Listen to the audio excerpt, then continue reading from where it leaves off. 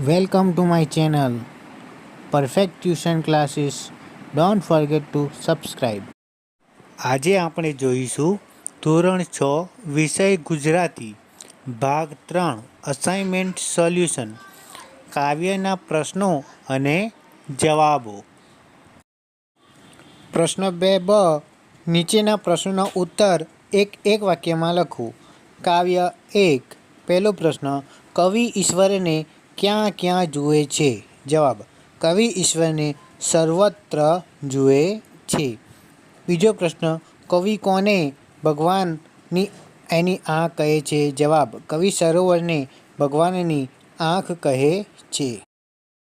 પ્રશ્ન 3, વિશાળ દિલ હોવું એટલે શું? જવાબ, વિશાળ દિલ હોવું એટલે દરિયા જેવી વિશાળતા હોવી. ચોથો, ઈશ્વર આપણી સાથે કઈ રીતે સંતાકૂકડી રમે છે? જવાબ, ઈશ્વર ત્રાડ, રાડ, લાડ તેમજ મોહના ટોંકા રૂપે આપણી સાથે સંતાકૂકડી રમે છે. કાવ્ય 5 પહેલો પ્રશ્ન, ગરવી ગુજરાત એટલે શું? જવાબ, ગરવી ગુજરાતનો અર્થ થાય મોટું, વિશાળ, ગૌરવશાળી, ઉચ્ચ ભાવનાવાળું ગુજરાત. બીજો પ્રશ્ન, કવિ ગુજરાતને તેના બધા સંતાનોને કઈ રીતે શીખવવાનું કહે છે? જવાબ, કવિ ગુજરાતને તેના બધા સંતાનોને પ્રેમ ભક્તિ રીતે શીખવવાનું કહે છે. પશ્ચિમ દિશામાં ગુજરાતની સહાય કરવામાં કોણ સાક્ષાત છે?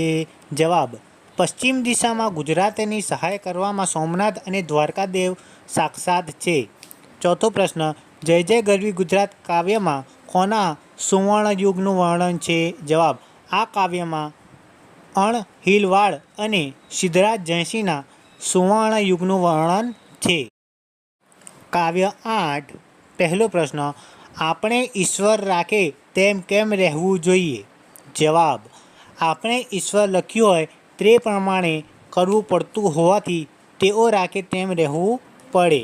બીજો પ્રશ્ન, આપણને કોઈ દિવસ મિષ્ટાન જમવા મળે તો કોઈ દિવસ શું કરવું પડે?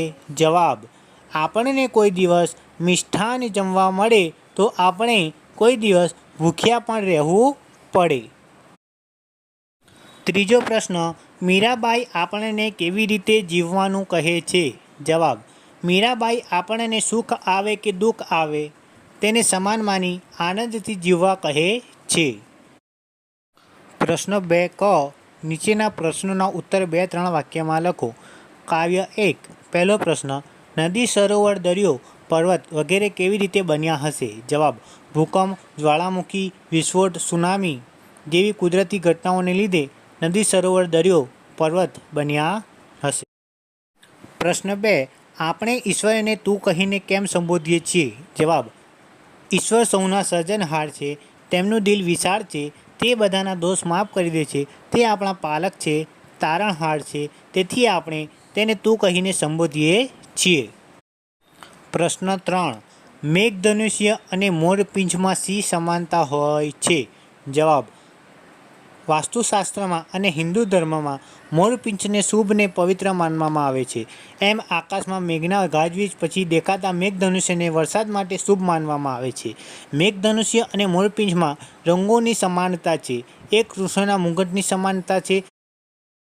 કાવ્ય 5 પહેલો પ્રશ્ન, તમે તીર્થસ્થાન કોને ગણો છો? જવાબ, મારી સમજ પ્રમાણે તીર્થસ્થાન એટલે તીર્થ કરવા જેવી પવિત્ર જગ્યા, યાત્રાનું ધામ. આમ આપણા ધર્મના પૌરાણિક અને પવિત્ર મંદિરો, નદીઓ, પર્વતો વગેરેને હું તીર્થસ્થાન ગણું છું. પ્રશ્ન 2, જય જય ગરવી ગુજરાત કવિતા મુજબ ગુજરાતની કઈ દિશામાં શું આવેલું છે તે લખો.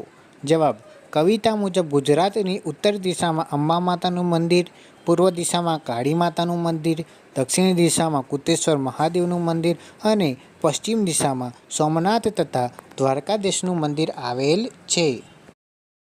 પ્રશ્ન 3, કવિએ પ્રેમ ભક્તિની રીત શીખવવાનું કેમ કહ્યું હશે? જવાબ, પ્રેમ અને ભક્તિ એ ગુજરાતની ગૌરવગાથાના પાયાના તત્વો છે. એના થકી જ ગુજરાત ગૌરવવંતું છે.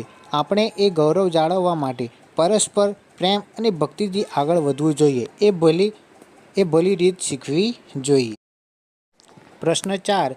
ગુજરાતને ગરવી કેમ કહી હશે? જવાબ: ગુજરાતમાં વિશાળ દરિયા કિનારો, મોટી નદીઓ, પ્રસિદ્ધ યાત્રાધામો, સમુદ્ર, બંદરો, સંસ્કૃતિને ઘણા અનેક સંતો, લેખકો અને કવિઓ, સ્વાતંત્ર્ય સેનાનીઓ, સમાજસેવકો, સાહસિક વેપારીઓ, સમુદ્ર, ખેતીવાડી વગેરે બાબતો હોવાથી કવિઓએ ગુજરાતને ગરવી કહી હશે. કાવ્ય 8. પ્રશ્ન 1. તમને ભજન બધાને સાંભળવા ગમે શા માટે? જવાબ: મને સાંભળવા ગમે છે કારણ કે ભજન એ પ્રભુ ભક્તિ માટેનું લય, ઢાળ, તાલ, છંદ સાથેનું સુંદર ગીત છે. ભજન મંડળી ઢોલક, ખંજરી, મંજીરા વગેરે વગાડીને સુંદર ભજનો ગાય ત્યારે સાંભળવાની અને ક્યારેક ગાવાની, ભજનમાં એ થવાની એક જુદી જ મજા છે. ભજન સાથે નૃત્ય કરવાની પણ મજા. પ્રશ્ન 2. તડકી છાયડીનો અર્થ શું થાય છે? જવાબ: તડકી છાયડીનો અર્થ થાય છે સુખ દુઃખ તડકી છાયડી જોવી એનો રૂઢિપ્રયોગ છે. આપણા વડીલો તેમના જીવનના સુખ દુઃખ સંઘર્ષને વર્ણવવા આ રૂઢિપ્રયોગ કહે છે. Thanks for watching.